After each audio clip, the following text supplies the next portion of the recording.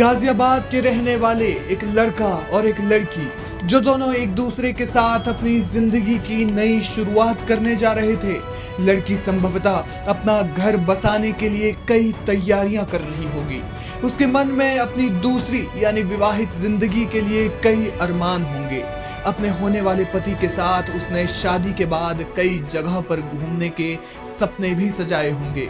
परिवार बसाने और अपनी नई जिंदगी किस तरह से शुरू करनी है, उसके लिए शायद लड़की ने तमाम ख्वाब भी बुने होंगे।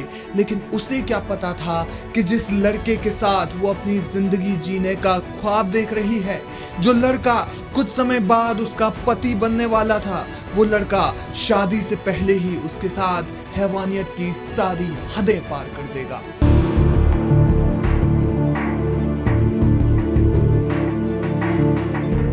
गाजियाबाद की रहने वाली एक लड़की जिसकी अंशु चौधरी नाम के एक युवक के साथ मंगनी हो गई थी। वे दोनों जल्द ही एक दूसरे से शादी भी करने वाले थे, लेकिन शादी से पहले आशु चौधरी ने अपनी मंगेतर के साथ बर्बरता और हैवानियत की सारी हदें पार कर दी। दोनों गाजियाबाद में रहते थे। युवती कविनगर थाना क्षेत्र में रहती थी और युवक राजनगर में रहता था। इन दोनों की कुछ ही समय पहले शादी तय हो गई थी और मंगनी हो चुकी थी। एक रोज आशु ने अपनी मंगेतर को मिलने के लिए बुलाया, जिसके बाद वो उसे बहला फुसला कर ऋषिकेश ले गया। संभवतः युवती को लगा होगा कि उसका मंगेतर उसे ऋषिकेश घुमाने लेकर जा रहा है, लेकिन उसे क्या पता था कि जिस ऋषिकेश में दुनिया भर के लोग घूमने आते हैं, वहां उसके साथ ऐसा होगा जो वो जिंदगी भर तक नहीं भूल पाएगी। ऋषिकेश पहुंचकर दोनों एक होटल में रुके, जहां आशु चौधरी ने उसके साथ पहले तो बदसलूकी की, उसे गालियां देने लगा और फिर उसके बाद मारपीट करने लगा। उसे इतना पीटा कि पीड़िता के शरीर पर निशान पड़ गए। इसके बाद आशु ने उसके साथ जबरन शारीरिक संबंध बनाने की कोशिश की।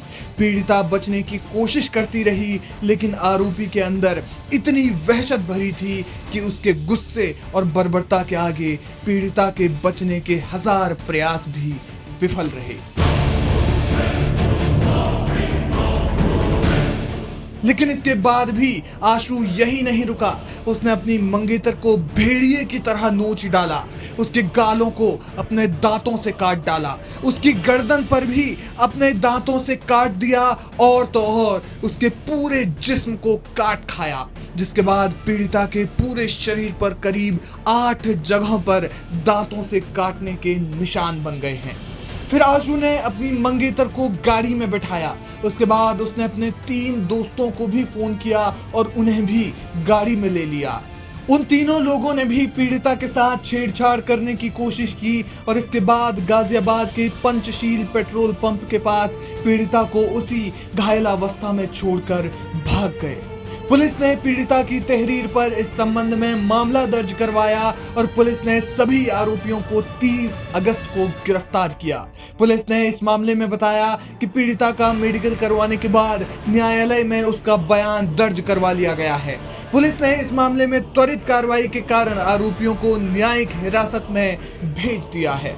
थाना कविनगर में एक महिला ने अपने बेटी के साथ मारपीट करने और जबरदस्ती करने के संबंध में एक अभियोग दर्ज कराया था। इसमें तत्परता से कार्रवाई करते हुए जो पीड़िता थी उसका चिकित्सीय परीक्षण कराया गया और माननीय न्यायालय में उसका बयान दर्ज कराया गया।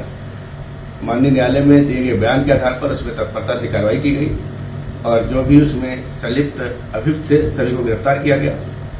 बयान के आधार पर यह पाया गया कि उस जो पीड़िता है उसका खुद का एक मंगेतर है, इसमें आशु चौधरी पुत्र सुधीर सहलोत, वही उसको अपने साथ ऋषिकेश ले गया था। अकेले गया था ऋषिकेश। वहां पर एक होटल में रात में रुके।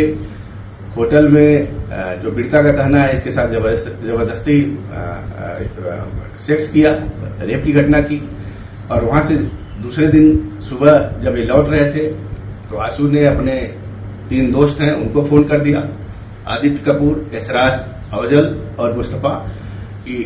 और जब गाजियाबाद लौटा तो 3 दोस्त भी वहां पे उसके मिल गए। दोस्तों ने भी उसके साथ छेड़छाड़ की घटना की।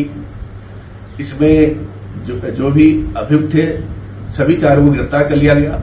यह कहना कि सभी मुस्लिम थे।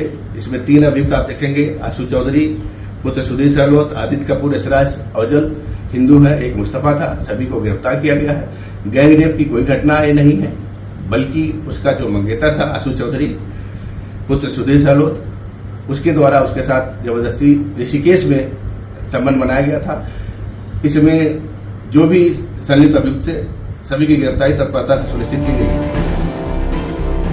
पीड़िता ने बताया कि ऋषिकेश से लौटते समय उसके मंगेतर ने अपने दोस्तों को बुला लिया था। इस घटना के बाद पीड़ित परिवार को गहरा सदमा पहुंचा है। पहुंचे भी कैसे ना, आखिर उन्हें क्या अंदाजा था कि जिस लड़के के साथ उनकी बेटी की शादी होने वाली है वो लड़का उनकी बेटी के साथ हैवानों जैसा सलूक करेगा। फिलहाल पुलिस इस मामले में आगे की जांच कर रही है।